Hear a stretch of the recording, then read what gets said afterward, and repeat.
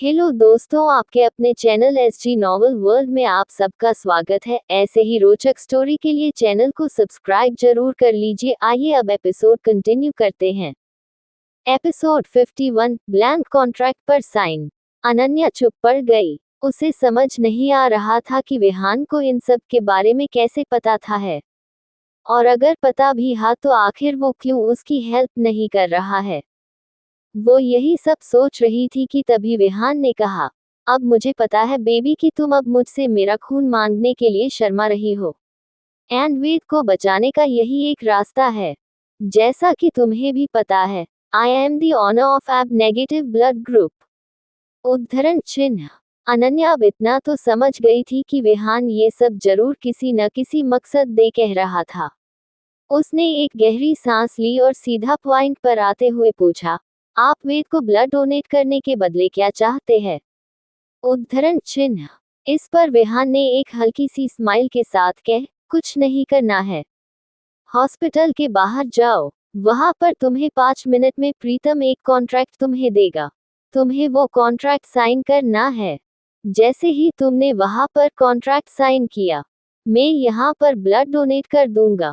उद्धरण चिन्ह। उसकी बात सुनकर अनन्या की पकड़ फोन पर कस गई, क्योंकि उसे लगा नहीं था कि विहान इतना कामना होगा कि वो अपने ही बेटे की जान को दांव पर लगा रहा था महज एक कॉन्ट्रैक्ट के लिए। उसकी नफरत विहान के लिए दिन ब दिन बढ़ती ही जा रही थी। खैर, उसने एक गहरी सांस ली और कॉल डिस्कनेक्ट कर दिया। उसे विहान जैसे इंसान से और उम्मीद ही क्या करनी चाहिए।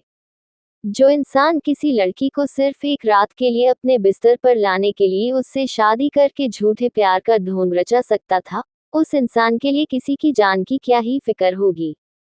खैर, ये सब तो अनन्या सोच रही थी, लेकिन सच तो कुछ और ही था। विहान ने वेद का ट्रीटमेंट अपने अंडर ऑब्जर्वेशन में किया था। उसने वीरा को भी कॉल किया था ताकि वो भी आ सके, लेकिन वीरा ने आने से मना कर दिया था। विहान को अनन्या से पहले पता चल चुका था कि वेद को खून की जरूरत पड़ने वाली है, इसलिए उसने ब्लड ग्रुप टेस्टिंग की। तब विहान ने अपना खून देने का फैसला किया। लेकिन इन सब के बावजूद अनन्या को ये डर सता रहा था कि अनन्या उसे छोड़कर चली जाएगी और वेद को भी उससे दूर कर देगी। इस ख्याल भर से ही विहान की रूह कांप जाती थी। वो अनन्या से वापस जुदा नहीं होना चाहता था। बस इसी वजह से उसने डॉक्टर के साथ मिलकर ये प्लान बनाया और अनन्या से वो सब कहने के लिए कहा था। विहान जानता था अनन्या को अगर इस वक्त वेद की जान के बदले विहान उससे उसकी जान भी मांगता तो खुशी खुशी दे देती। लेकिन विहान की जान थी खुद अनन्या में बसती थी। अनन्या जैसे ही हॉस्पिटल के बाहर आई तो उसने वहां पर ऑलरेडी प्रीतम को पाया। प्रीतम ने अनन्या को तुरंत पहचान लिया और वो उसके पास आ गया। अनन्या बड़े ही पोलाइट तरीके से प्रीतम को हेलो कहा। प्रीतम ने भी उसकी हेलो का जवाब दिया। फिर उसने अपने हाथ पकड़ी फाइल को अनन्या के आगे किया और कहा, मैम, सर ने आपको इन पर साइन करने के लिए कहा है। उद्धरण चिन्ह। अनन्या ने हाँ में अपना सर हिलाया और जैसे ही उसने उस फाइल को देखा और हैरानी से आंखें बड़ी हो गई। प्रीतम को भी पता था कि अगर अनन्या की जगह कोई भी होती तो उसका रिएक्शन कुछ ऐसा ही होता। अनन्या ने बौखलाते हुए कहा, ये क्या वाहियात हरकत है? कॉन्ट्रैक्ट कहाँ पर है? उद्धरण चिन्ह। दरअसल ये एक ब्लैंक कॉन्ट्रैक्ट था जिसे विहान ने भेजा था। वही अनन्या को ये हरकत काफी बेहुदा लगी, इसलिए उसने तुरंत विहान को कॉल मिलाया। उधर से विहान भी अनन्या के वापस कॉल आने का ही इंतजार कर रहा था। उसने तुरंत कॉल रिसीव किया तो सामने से अनन्या एम विहान पर भड़कते हुए कहा, विहान, ये क्या बेहुदा मजाक है? क्या आपको मेरे बेटे की जिंदगी मजाक लग रही है? उद्धरण चिन्ह। विहान ने बड़े ही शांति से अनन्या को जवाब दिया, calm down baby and let me correct you.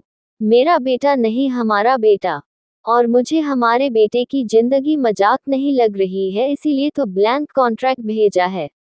You know ना कि कॉन्ट्रैक्ट बनने में कितना वक्त लगता है, एंड हम उतना वेट नहीं कर सकते। उद्धरण चिन्ह। विहान अपनी कड़वी बात की चाशनी में डूबोकर अनन्या के सामने रख रहा था। जिस वजह से अनन्या तिलमिला उठी थी। उसने एक गहरी सांस ली और अपने आप को काबू करते हुए कहा, लेकिन विहान, मैं ये कैसे साइन कर सकती हूँ? ये तो, उद्धरण चिन्ह। विहान ने उसकी बात को काटते हुए आगे कहा, हाँ पता है इलीगल है एंड काफी रिस्की भी है, लेकिन क्या तुम अपने बेटे के लिए इतना भी रिस्क नहीं ले सकती? डोंट वरी, मैं तुम्हारी कोई प्रॉपर्टी नहीं मांगूंगा, बस उस कॉन्ट्रैक्ट में कुछ क्लॉज ऐड करूंगा जिन्हें तुम्हें एक्सेप्ट करनी पड़ेगी। उद्धरण चिन्ह। अनन्या इस पर वापस चुप पड़ गई। उसके पास कहने के लिए कुछ नहीं था। उस ओके कहा और तुरंत कॉल डिस्कनेक्ट कर दिया। उसके सामने इस वक्त अनन्या के सामने इसके अलावा कोई रास्ता नजर नहीं आ रहा था और वो वेद के हेल्थ के साथ कोई रिस्क नहीं ले सकती थी। इसलिए उसने तुरंत उन ब्लैंक कॉन्ट्रैक्ट पर साइन कर दिया। उस कॉन्ट्रैक्ट को वापस प्रीतम को थमाने के बाद अनन्या वापस वेद के वार्ड की तरफ बढ़ गई। अनन्या अब इतना तो जान गई थी कि विहान हॉस्पिटल में ही कहीं है। वही प्रीतम ने विहान को कॉल करके बता दिया था। विहान ने इस वक्त 3 बैग्स ब्लड दिया था, जिस वजह से उसे काफी वीकनेस फील हो रहा था। वही वो ग्लास वाल से वेद का ऑपरेशन होते हुए देख पा रहा था। अनन्या दौड़ी दौड़ी वहीं पर आए और उसने वहां पर वेद का इलाज कर रही एक नर्स से कहा, सिस्टर, डोनर का इंतजाम हो गया है। उद्धरण चिन्ह। तभी सिस्टर ने तुरंत मुस्कुरा कर कहा, यस मिस, आपके हस्बैंड ऑलरेडी ब्लड दे दिया है। पेशेंट का ऑपरेशन स्टार्ट हो चुका है एंड वो अभी वहां पर है। उतना कहकर उस नर्स ने एक रूम की तरफ इशारा किया। अनन्या को अपने कानों पर यकीन नहीं हुआ। तो क्या इसका मतलब विहान ने ऑलरेडी ब्लड दे दिया था और वो बस उसे बेवकूफ बना रहा था और उसने उससे ये सब साइन लेने के लिए किया था? ये सोचकर ही अनन्या गुस्से से भर गई थी, लेकिन कहीं न कहीं उसे सुकून भी था कि ऑपरेशन के बाद उसका बेटा वापस ठीक हो जाएगा। अनन्या को विहान से सवाल करने थे, इसलिए वो तुरंत उस रूम की तरफ चली गई। अनन्या ने देखा उस रूम में इस वक्त कोई नहीं था। तभी उसकी नजर बेड पर शर्टलेस होकर बैठे हुए विहान पर गई। विहान सच में जैसा भी हो, लेकिन दिखने में वो किसी हीरो से कम नहीं था, या यूं कह सकते हैं विहान किसी हीरो से भी ज्यादा हैंडसम था। एक पल को अनन्या भी उसे देखकर उसमें खो गई थी, लेकिन जैसे ही उसे उसकी हरकतें याद आई तो वो गुस्से से भर गई। विहान की पीठ इस वक्त अनन्या के तरफ थी, इसलिए विहान को अनन्या की आने की आहट नहीं हुई। Episode 52, now I want to fulfil my energy from you. उद्धरण चिन्ह। अनन्या भी एक पल के लिए विहान की सख्त पीठ की मसल को देखती रही। जब उसे एहसास हुआ कि वो क्या कर रही है, उसे अपनी ही हरकत पर शर्मिंदगी महसूस होने लगी। उसने एक गहरी सांस ली और खासकर विहान को अपने आने के बारे में रियलाइज करवाया। उसकी खांसने की आवाज सुनकर विहान पीछे पलट गया। अनन्या को देखते ही अगले ही पल उसके चेहरे पर एक बड़ी सी स्माइल आ गई। उसने मुस्कुराते हुए कहा, यस बेबी, कम। उद्धरण चिन्ह। विहान अपने दोनों हाथ सर के पीछे लेकर लेट गया। वही फिलहाल अनन्या गुस्से में थी। उसे विहान की हरकत पर बेहद गुस्सा आ रहा था। अनन्या ने एक गहरी सांस ली और कहा, आपने मुझे बेवकूफ बनाया जबकि आपने ऑलरेडी ब्लड दे दिया था। आप ऐसा कैसे कर सकते हैं? उद्धरण चिन्ह। विहान ने एक गहरी सांस ली और मुस्कुरा कर कहा, बेबी ये तो तुम्हारी बेवकूफी है ना? क्या मुझे मेरे बेटे की कंडीशन के बारे में पता नहीं होगा? अगर मुझे उसके लिए अपने बॉडी के खून के आखिरी कतरे को भी निकाल कर देना होगा तो मैं उसके लिए भी एक पल भी नहीं सोचूंगा। एंड तुम मुझसे ही ये बात पूछ रही थी, तो अब मैं हाथ आया मौका ऐसे कैसे आसानी से छोड़ सकता था? उद्धरण चिन्ह। विहान की बातें अनन्या को बेहद गुस्सा दिला रही थी। उसने बस किसी तरह से अपने गुस्से को काबू में किया और विहान से कहा, आपसे तो बात करना ही बेकार है। आपकी इस हरकत ने आपको मेरी नजरों में और गिरा दिया है। उद्धरण चिन्ह। इतना कहकर अनन्या जाने को हुई तो अचानक विहान ने उसका हाथ पकड़ा और उसे अपने ऊपर खींच लिया। विहान के इस अचानक एक्शन के लिए अनन्या तैयार नहीं थी। वो सीधा विहान के ऊपर आ गिरी। उसका सर विहान के सख्त खुले सीने पर था और उसे विहान के दिल की धड़कन बढ़ी हुई फील हो रही थी। अनन्या ने अपने एक हाथ के सहारे से उठने की कोशिश की, लेकिन विहान ने अगले ही पल उसकी कमर को कसकर पकड़ लिया। विहान के इस तरह को हरकत की वजह से अनन्या थोड़ा झुक गई थी, और अनन्या ने इस वक्त जो ड्रेस पहना हुआ था उसका गला थोड़ा डीप था। इस बीच अनन्या के झुकने की वजह से उसकी क्लीवेज दिखाई दे रही थी, और विहान की नजरें तो जैसे उसी जगह पर टिक गई थी। अनन्या ने कसमसाते हुए कहा, विहान, मैं कह रही हूँ छोड़िए मुझे। भले ही आपको आपकी इज्जत की कोई फिक्र नहीं होगी, आप तो पहले से ही एक कसोनोवा है, लेकिन मैं ऐसी नहीं हूँ। एंड मुझे जाने दीजिए। उद्धरण चिन्ह। उसे अपनी बाहों में इस तरह से कसमसाते हुए देख विहान के चेहरे पर एक सुकून भरी स्माइल थी। उसने अनन्या से थोड़ा टीजिंग टोन में कहा, यू नो वॉट बेबी, तुम्हारा ये कसमसाना मुझे तुम्हारे साथ वो सब करने के लिए प्रोवोक कर रहा है, और तुम मेरे सोए हुए शेर को जगा रही हो। उद्धरण चिन्ह। विहान की बात सुनकर अनन्या चुप पड़ गई और उसने कसमसाना भी बंद कर दिया। विहान की बेशर्मी भरी बातें सुनकर शर्म से उसके गाल लाल हो चुके थे। उसको शांत देखकर विहान को काफी मजा आ रहा था। कैसे उसकी एक बात ने ही अनन्या पर किस कदर असर कर डाला था। तभी अचानक से विहान ने अनन्या को पलट दिया और अब वो खुद उसके ऊपर था। वो अपने एक हाथ के सहारे से अनन्या के ऊपर झुका हुआ था। भले ही विहान की बॉडी में काफी वीकनेस थी, लेकिन वो अनन्या को परेशान करने का मौका कैसे हाथ से जाने दे सकता था। अनन्या ने डर के मारे अपनी आंखें बंद कर रखी थी और होंठों को भींच लिया था। वो इस वक्त विहान के किसी भी हरकत को टॉलरेट नहीं कर सकती थी। उसे ऐसे देखकर विहान के चेहरे पर एक टेढ़ी स्माइल आ गई। तभी अनन्या को अपने फेस पर विहान की ठंडी उंगलियों का एहसास हुआ। विहान अपने हाथ से अनन्या के चेहरे पर आ रहे बालों को कान के पीछे कर रहा था। इस पल अनन्या की धड़कन बढ़ चुकी थी। उसे विहान के बॉडी से आ रही मेनली एग्जॉटिक परफ्यूम की खुशबू ने जैसे मदहोश कर दिया था। अनन्या ने कपकपाते हुए कहा, ये आप, विहान, ये आप क्या कर रहे हैं? प्लीज मुझे छोड़िए। उद्धरण चिन्ह। इस पर विहान ने मुस्कुरा कर कहा, छोड़ दो? लेकिन क्यों? मुझे तो तुम्हें कभी भी छोड़ने का मन नहीं करता। जी चाहता है कि तुम्हें चूमता रहूं, तुम्हें हर वक्त अपने आगोश में रखूं। लेकिन क्या करूं? तुम तो मुझसे इस तरह भागती हो जैसे मुझ में कांटे लगे हो। उद्धरण चिन्ह। अनन्या ने विहान की इस बात पर अपनी आंखें खोलकर देखा तो उसकी आंखें विहान की आंखों से जा मिली।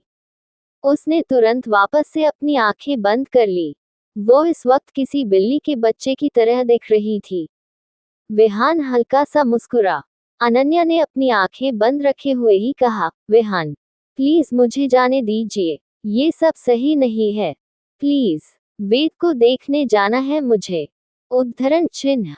विहान ने अपनी उंगली अनन्या के होंठों पर रखकर शरारती अंदाज में कहा, ना बेबी, कुछ गलत नहीं है। मैं काफी वीक फील कर रहा हूँ। 3 पैकेट्स ब्लड दिया है। Now I want to fulfil my energy from you. उद्धरण चिन्ह। विहान की ये बात सुनते ही अनन्या ने घबरा कर अपनी आंखें खोल दी, लेकिन अगले ही पल विहान ने अपने होंठों को अनन्या के होंठों से मिला दिया। अनन्या की आंखें हैरानी से और बड़ी बड़ी हो चुकी थी।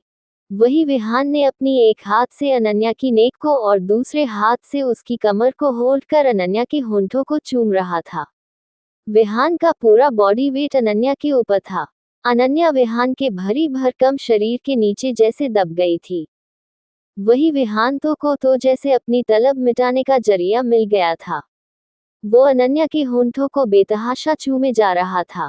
वही अनन्या ने पहले तो बहुत कोशिश की विहान को डिफेंड करने की, लेकिन विहान के आगे उसकी ज्यादा चल नहीं पाई। वो भी विहान की करीबी को रेजिस्ट नहीं कर पाती थी। विहान के हाथ अनन्या के कमर और पेट को टॉप के अंदर से सहला रहे थे। विहान ने अनन्या के लोअर लिप को सक करते हुए छोड़ दिया, तो दोनों ही गहरी सांस ले रहे थे। विहान ने फुसफुसा कर अनन्या से कहा, ओपन योर लिप्स बेबी। उद्धरण चिन्ह। अनन्या ने हैरानी से न में अपना सर हिलाया। लेकिन विहान कहाँ मानने वाला था। उसे जो चाहिए था वो तो लेकर ही रहने वाले था। उसने अनन्या के दोनों गाल को दबाया, जिससे ना चाहते हुए भी अनन्या के होंठ खुल चुके थे। विहान ने अनन्या के मुंह में अपनी जीभ एंटर की और अनन्या के पूरे मुंह का टेस्ट लेने लगा था। वही विहान की इस हरकत से अनन्या के रोंगटे खड़े हो रहे थे। उसकी पूरी बॉडी कांप रही थी और उस खुद पर से कंट्रोल खोता हुआ फील हो रहा था। विहान अब अनन्या की टंग से खेलने लगा था। काफी देर तक इन पैशनेट मोमेंट्स को जीने के बाद विहान ने अनन्या के होंठों को आजाद कर दिया।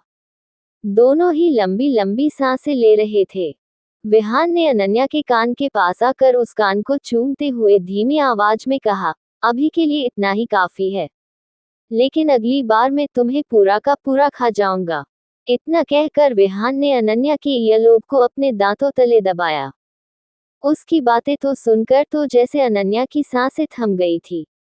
वही विहान अपने चेहरे पर एक शरारती मुस्कान लिए अनन्या के ऊपर से उठ गया। उसके उठते ही अनन्या को जैसे चैन मिला और वो अपने कपड़े ठीक करते हुए उठ खड़ी हुई। अनन्या कुछ कहती इससे पहले विहान ने कहा, कल तुम्हें कॉन्ट्रैक्ट की कॉपी भेज दूंगा। उद्धरण चिन्ह। कॉन्ट्रैक्ट की बात आते ही अनन्या ने तुरंत कहा, देखिए विहान, ये आप सही नहीं कर रहे हैं। आप कोई कॉन्ट्रैक्ट नहीं बनाएंगे। आप इन मेरे साथ धोखा किया है। उद्धरण चिन्ह। विहान ने एक शरारती स्माइल के साथ कहा, बेबी, और मैं इस क्यों नहीं करूंगा। Everything is for in love and war, and you know how much I love you. उद्धरण चिन्ह। ये कहकर उसने अनन्या को देखते हुए आंख विंद की। अनन्या तो जैसे गुस्से में भर गई थी। एपिसोड 53 विराट की मिसअंडरस्टैंडिंग। अनन्या पैर पटकते हुए वहां से बाहर आ चुकी थी।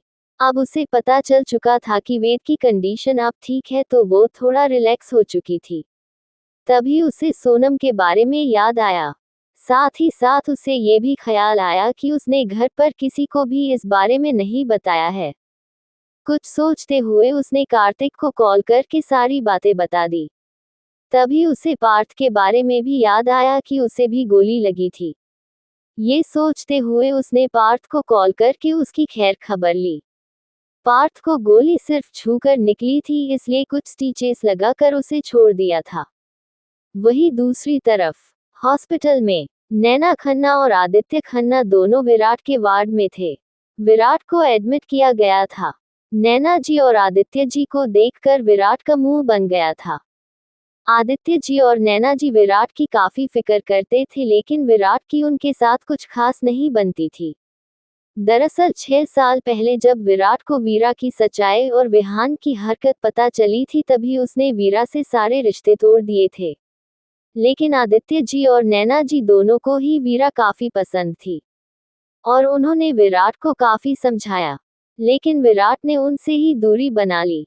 वही उसी वक्त वीरा भी आज डॉक्टर से मिलने के लिए हॉस्पिटल आई थी।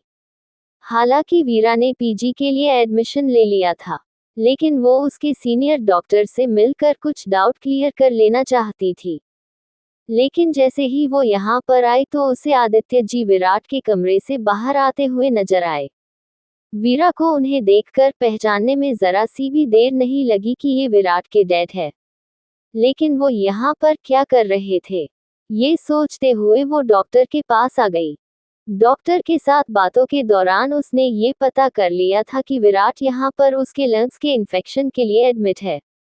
ये सुनकर वो काफी परेशान हो गई थी। हिचकिचाते हुए उसके कदम विराट के कमरे की तरफ बढ़ चुके थे। वही विराट के स्पेशल वार्ड में विराट चुपचाप बैठा हुआ था और उसके सामने नैना जी थोड़ा इमोशनल हो चुकी थी। वो कह रही थी, बेटा, हम तुझे ऐसे कब तक देखेंगे। तुम शादी क्यों नहीं कर लेते। तुम्हारी लाइफ में कोई आएगी तो तुम भी उसे भुला पाओगे। हमने तुम्हें उस वक्त भी कहा था कि तुम्हें एक बार फिर अपने फैसले पर सोचना चाहिए, लेकिन तुमने उस वक्त हमारी एक नहीं मानी। अब तुम्हें वीरा को भुला देना चाहिए। वैसे वो काफी अच्छी लड़की थी। उद्धरण चिन्ह। आदित्य जी भी उसकी हाँ में हाँ मिलने लगे थे। ये देखकर विराट गुस्से से भर गया और उसने लगभग चिल्लाते हुए कहा, आप लोग ये सब बंद कीजिए। उसका नाम मेरे सामने ना ही लिया करो। यही वजह है कि मैं आप लोगों के साथ नहीं रहता। एक तो 6 साल पहले उसने मेरी लाइफ खराब की और उसके बाद उसके भाई ने अनु की। लेकिन अब भी उन्हें चैन नहीं मिला। लेकिन आप तो बख्श दीजिए हमें हमारे हाल पर। उद्धरण चिन्ह। उसकी इतनी तेज आवाज सुनकर आदित्य जी और नैना जी चुप हो गए। उनके लिए ये कुछ नया नहीं था। वीरा के ने नाम लेने भर से विराट ऐसे ही बिहेव करता था। वही दरवाजे के पास खड़ी वीरा ने विराट की बात सुन ली थी। और उसके दिमाग में यही बात चल रही थी कि आखिर ऐसी क्या बात है आया विराट मुझसे इतनी नफरत करता है। मैंने तो कुछ नहीं किया है। ये सोचते हुए वो अपनी आंखों में आंसू लिए पीछे पलटने ही वाली थी कि तभी विराट के तेज बोलने की वजह से जोर जोर से खांसी आने लगी और उसका दम घुटने लगा था। ये देखकर नैना जी और आदित्य जी दोनों घबरा गए थे। वही वीरा ने जैसे ही ये सब देखा तो वो भी घबरा गई और जल्दी से अंदर आ गई। उसे वहां पर देखकर रूम में मौजूद तीनों शख्स हैरान थे। लेकिन वीरा ने उनकी हैरानी को ज्यादा एंटरटेन नहीं किया और वो विराट के पास आ गई। अभी विराट उसे रोकने की हालत में नहीं था। वो जल्दी से आए और उसने जल्दी से विराट की शर्ट निकाल दी। विराट ये देखकर थोड़ा चौंक गया। लेकिन वीरा ने विराट की बॉडी पर कुछ ज्यादा ध्यान नहीं दिया और विराट के एक्यूपंक्चर पॉइंट पर प्रेस करने लगी। दरअसल इस अर्जेंट सिचुएशन में उसे कुछ समझ नहीं आया और वो वैसे भी लग स्पेशलिस्ट नहीं थी। लेकिन उसे एक्यूपंक्चर काफी अच्छे से आता था। इसलिए उसने यही करने का सोचा। उसने कुछ पॉइंट्स पर प्रेस करने के बाद ही विराट का पेन और खांसी कम कर दी थी। उसने एक गहरी सांस ली और एक नजर भी विराट की तरफ देखे बिना विराट जी और नैना जी से पोलेटली कहा, I am really sorry Mr and Mrs Khanna. मैं बस यहाँ से गुजर रही थी और जब मैंने मिस्टर विराट को ऐसे देखा तो मैं अपने आप को रोक नहीं पाई। Again I am really sorry. उद्धरण चिन्ह। वही उन दोनों ने भी वीरा को पहले पहचान लिया था। लेकिन वो दोनों हैरानी से वीरा को ही देख रहे थे। वीरा ने इसके आगे कुछ नहीं कहा और वो उस कमरे से बाहर जाने लगी। वही विराट भी थोड़ा हैरान तो था। लेकिन उसने तुरंत अपनी शर्ट पहन ली। वो शर्ट पहन ही रहा था कि तभी वीरा ने पीछे पलटकर देखते हुए कहा, मुझे ये तो नहीं पता मिस्टर विराट खन्ना कि विहान खुराना ने तुम्हारे साथ क्या किया है। और मुझे जानने में कोई इंटरेस्ट भी नहीं है। लेकिन सिर्फ ये बात ध्यान में रख लेना कि आगे से ऐसा कुछ हुआ तो पहले सामने वाले से ये पूछ जरूर लेना कि क्या तुमने ये सब किया है। उसके बाद ही किसी को जज करना। उद्धरण चिन्ह। इतना कहकर वीरा वहां से चली गई। वीरा का विराट की लाइफ में वापस आने का कोई इरादा नहीं था। लेकिन वो किसी को भी अपने बारे में मिसअंडरस्टैंडिंग पालते हुए नहीं देखना चाहती थी। वही वीरा के जाने के काफी देर तक भी विराट वीरा की बातों के बातें में सोच रहा था। वही नैना जी और आदित्य जी ने एक दूसरे को एक नजर देखा और दोनों बिना बताए बाहर आ गए। नैना जी कुछ कहती इससे पहले ही आदित्य जी ने कहा, मुझे तो वो लड़की पहले से ही लगता था कि वो इनोसेंट है। सब कुछ किया धरा उसके भाई का है। विराट बेकार में खुद को और वीरा को दोनों को तकलीफ दे रहा है इतने सालों से। मैंने उस हादसे के बाद वीरा के बारे में पता लगाया तो पता लगा कि वो 1 महीने तक कहीं गायब रही और उसके बाद उसने खुराना फैमिली को छोड़ दिया। उद्धरण चिन्ह। नैना जी वीरा को याद करते हुए कहा, मुझे तो वीरा बहुत पसंद है। पहले जब वो मुझसे मिलती थी कितना चहकी हुई लगती थी। लेकिन आज बिल्कुल मुरझाई हुई लग रही थी। आप ही सोचो कोई लड़की क्यों ही अपने करोड़पति भाई और बाप को छोड़कर मामूली जिंदगी जिएगी। जाहिर सी बात है कि उस लड़की को उनके काम पसंद नहीं है। उद्धरण चिन्ह। इतना कहकर वो चुप हो गई। फिर आदित्य जी ने कहा, विराट को तो उसके खुराना फैमिली छोड़ने के बारे में भी नहीं पता। उसे तब से खुराना नाम से नफरत हो गई थी। और वो बस वीरा और उसकी यादों से दूर रहना चाहता था। उद्धरण चिन्ह। ये सुनकर नैना जी भी परेशान हो गई। Episode 54 Ved don't wants you. अगले दिन सुबह के वक्त अनन्या हॉस्पिटल में ही थी। वेद को अब जनरल वार्ड में शिफ्ट कर दिया था। सोनम को भी ज्यादा चोट नहीं आई थी लेकिन अनन्या ने उसे छुट्टी दे दी थी। ताकि वो रेस्ट कर सके। अनन्या वेद के सामने बैठी हुई थी। वो रात भर सोई नहीं थी, जिस वजह से उसे काफी थकान फील कर रही थी। दरअसल उसे डॉक्टर ने कहा था कि वेद को रात में कभी भी होश आ सकता है, इसलिए ही अनन्या सो नहीं पाई थी। वो बस वेद को सही सलामत देखना चाहती थी। थकान के कारण उसकी आंख लगी ही थी कि तभी उस कमरे में विहान ने एंट्री ली। अनन्या को इस तरह से चेयर पर बैठे बैठे सोते देख विहान उसकी थकान का अंदाजा लगा सकता था। विहान पहले ही डॉक्टर से कहकर वीआईपी प्राइवेट रूम वेद के लिए अरेंज कर दिया था, इसलिए उस रूम में एक और बेड भी लगा हुआ था। लेकिन फिलहाल अनन्या को इस तरह से चेयर पर सोते देख उसे उसकी बेवकूफ पर गुस्सा भी आया और साथ ही साथ वो उसके लिए परेशान भी हो रहा था। वो खुद भी आज पूरी रात हॉस्पिटल में ही रुका हुआ था, लेकिन वो अनन्या के पास नहीं आया था। वो ऑलरेडी उसे काफी तंग कर चुका था और वो तंग नहीं करना चाहता था। विहान धीरे से अनन्या के पास आया और किसी कांच की गुड़िया की तरह अनन्या को संभाल कर उसे अपनी बाहों में उठा लिया। उसने अनन्या को धीरे से बेड पर लेटाया और उसके माथे पर धीमे से किस किया। अनन्या थके होने के कारण अब गहरी नींद में जा चुकी थी। विहान ने उसे अच्छे से कंबल से कवर किया और सुला दिया। वही काफी देर से उसकी हर एक हरकत दो जोड़ी आंखें देख रही थी। ये वेद ही था। दरअसल वेद को रात में ही होश आ चुका था, लेकिन दवाइयों के असर से वो नींद की आगोश में चला गया था। आज सुबह जब उसकी साख खुली तो उसने सबसे पहले विहान का हैंडसम चेहरा देखा। विहान को उसने पल भर में पहचान लिया था, लेकिन वेद विहान को कुछ खास पसंद नहीं करता था। अब भी जब उसे ये पता चला था कि विहान ही उसका असली डैड है, लेकिन फिर भी विहान की इमेज उसके सामने काफी नीचे गिर चुकी थी, जिसे वापस ऊपर अब विहान खुद करने वाला था। वेद घूर घूर कर विहान को देख रहा था। उसे विहान का इस तरह से अनन्या का ख्याल करते हुए देख गुस्सा आ रहा था। दरअसल वो अनन्या को लेकर कुछ ज्यादा ही पॉजिटिव था। उसने विहान को घूरते हुए अपनी थकी हुई आवाज के साथ पूछा, यू मिस्टर खुराना, आप यहाँ पर क्या कर रहे हैं? वेद की मम्मा ने आपको यहाँ पर आने के लिए अलो नहीं किया है। उद्धरण चिन्ह। उसकी बात पर विहान मुस्कुरा दिया। उसने अपनी दादी से अपने बचपन की काफी बातें सुनी थी, और वो सभी बातें उसे वेद में देखने को मिल रही थी। ऐसा लग रहा था वो अपने बचपन को एक और बार जी रहा था। वेद दिखने ने बिल्कुल विहान की ही कार्बन कॉपी था। वही विहान ने वेद की बातों का बिल्कुल भी बुरा नहीं माना और उसके पास उस चेयर पर बैठ गया, जिस पर थोड़ी देर पहले अनन्या बैठी हुई थी।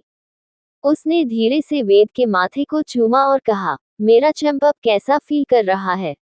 आप नहीं जानते आपके डैड कितना घबरा गए थे आपको लेकर। उद्धरण चिन्ह।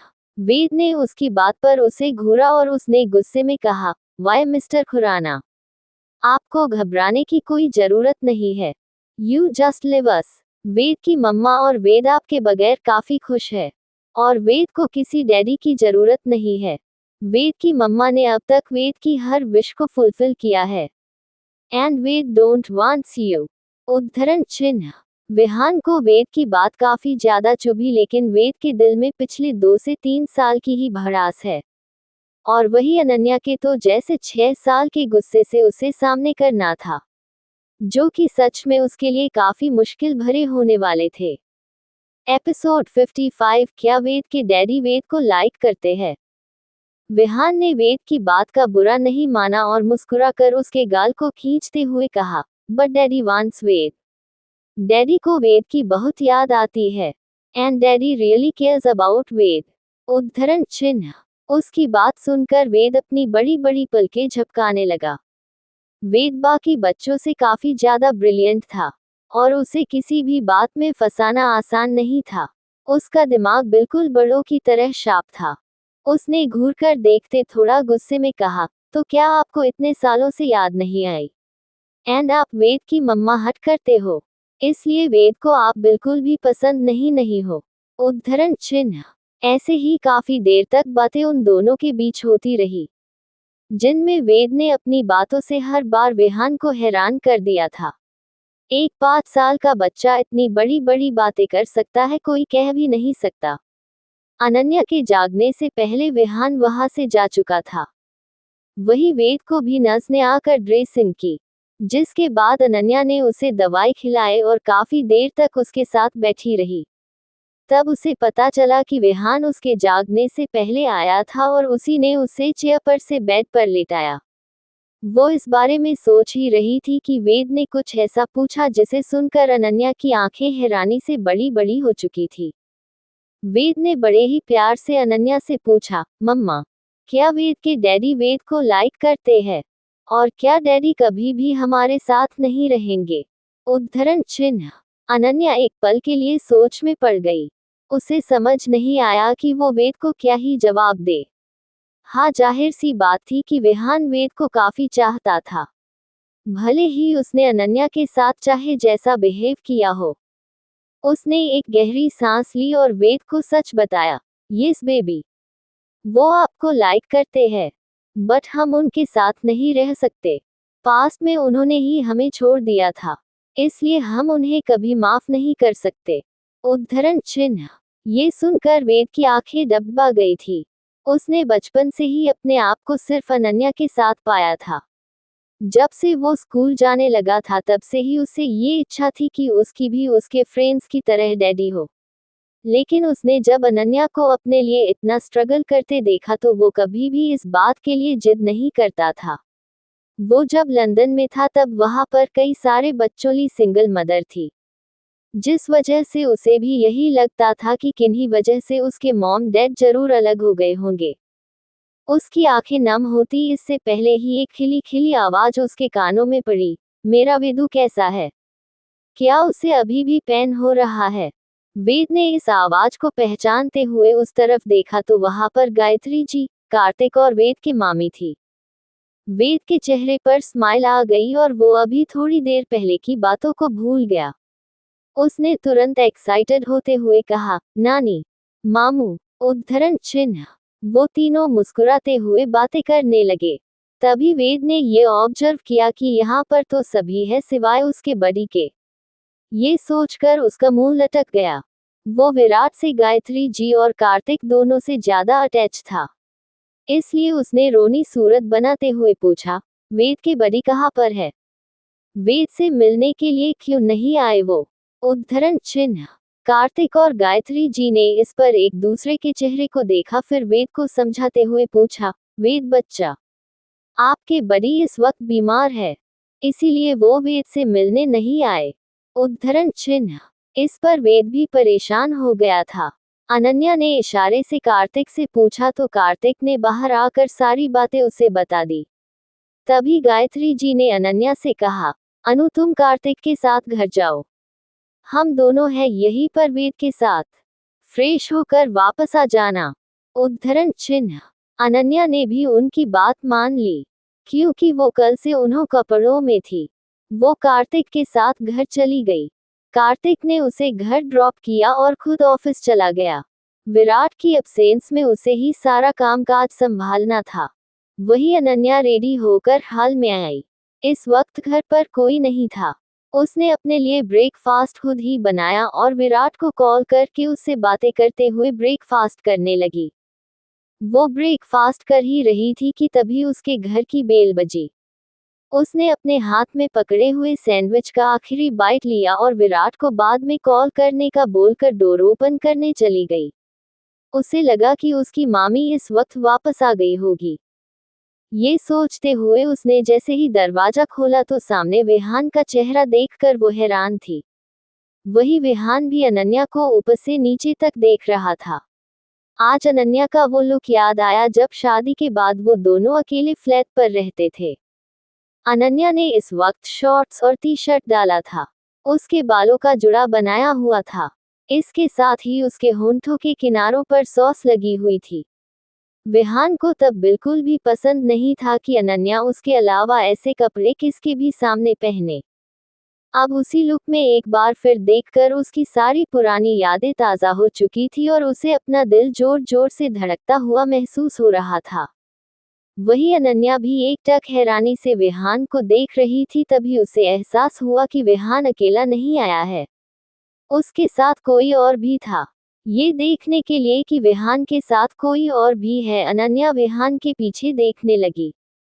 तभी विहान को जब इस बार का एहसास हुआ, उसने तुरंत पीछे पलटकर उस शख्स से कहा, okay mister Mukherjee, you may go now, I will manage my self.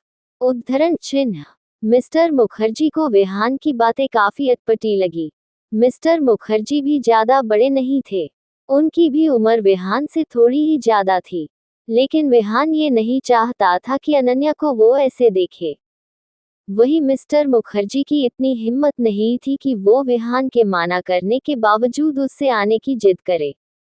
इसलिए उसने पाने हाथों में पकड़ी फाइल को विहान के हाथों में थमाए और खुद जल्दी से अंदर आ गया। वही विहान ने ये सब इतनी जल्दी किया कि अनन्या को संभालने का भी मौका नहीं मिला। विहान ने जल्दी से दरवाजा खुद ही बंद किया और एक झटके में अनन्या को खींचकर दीवार से सटाया। अगले ही पल उसने अनन्या के होंठों पर होंठ रख दिए। अनन्या को देखकर उसका दिल ही जानता था कि उसने कितनी मुश्किल से खुद पर कंट्रोल किया था। वही अनन्या की आंखें तो शौक और हैरानी से बड़ी बड़ी हो चुकी थी। जब उसे समझ आया विहान उसके साथ क्या कर रहा था, उसने खुद को विहान से छुड़ाने की कोशिश की, लेकिन विहान के भरी भरकम शरीर के आगे उसकी क्या ही चलती। अनन्या ने अभी अभी शावर लिया था और अनन्या की रोज फ्रेग्रेंस वाले बॉडी वॉश की भीनी भीनी खुशबू विहान को मदहोश करने के लिए काफी थी। विहान जितना अनन्या उसे खुद से दूर करने की कोशिश करती, विहान उतना ही ज्यादा एग्रेसिव होकर उसे किस कर रहा था। अनन्या को अब समझ नहीं आ रहा था कि उसे क्या करना चाहिए। विहान उसे किसी जानवर की तरह किस कर रहा था और इसके साथ ही उसके हाथ भी अनन्या की बॉडी पर यहाँ वहाँ छू रहे थे, जिससे अनन्या को एक अजीब सी फीलिंग का एहसास हो रहा था। विहान उसके होंठों को सक कर रहा था और अनन्या को ऐसा लग रहा था जैसे विहान आज उसके होंठों को खा ही जाएगा। विहान ने अचानक अनन्या के होंठों को किस करते करते हुए बाइट कर लिया। अनन्या एकदम से विहान की शोखी से बाहर आए और अचानक उसने विहान के पैरों के बीचों बीच वार किया। विहान के जोर की आह के साथ अनन्या से दूर हुआ और अपने प्राइवेट पार्ट और हाथ रख लिया। ये देखकर अनन्या के चेहरे पर एक तिरछी स्माइल आ गई। विहान ने दर्द से कराहते हुए कहा, आह, ओ गॉड, यार ऐसे कोई अपने हस्बैंड को मारता है क्या, और वो भी ऐसी जगह। आगे चलकर मैं तुम्हें अच्छे से सेटिस्फाई कैसे करूंगा अगर तुम इसी तरह से मेरे शेर पर वार करती रही तो। उद्धरण चिन्ह। उसकी बात सुनकर अनन्या के गाल शर्म से लाल हो चुके थे और उसे ये भी ख्याल आ रहा था कि विहान ने उसके होंठों का कितना बुरा हाल किया था और उसके एक किक मारने पर इतना सब बक रहा है। बाकी का नेक्स्ट एपिसोड नेक्स्ट पार्ट में कवर करेंगे। कहानी को लाइक शेयर कमेंट जरूर करें और प्लीज लाइक भी जरूर करें। Thank you.